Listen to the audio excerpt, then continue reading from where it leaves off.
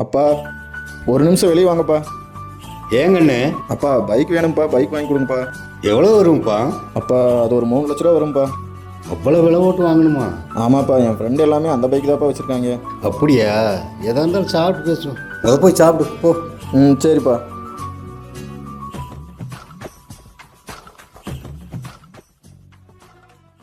அப்பா ஏப்பா?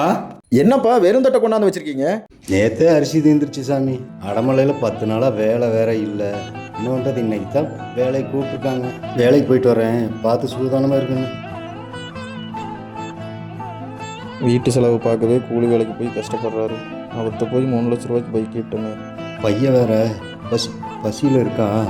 ஒரு 50 ரூபா பணம் இருந்தால் கொடு, சாயந்தரம் வேலைக்கு போயிட்டு வந்து தர்றேன். தம்பி.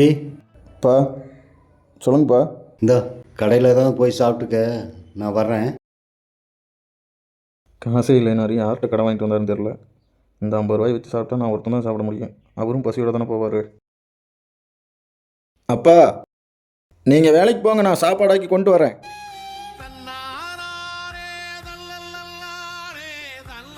என் பையனுக்கு பொறுப்பு வந்துருச்சு. இனி பையன் பொழைச்சிக்குவான்.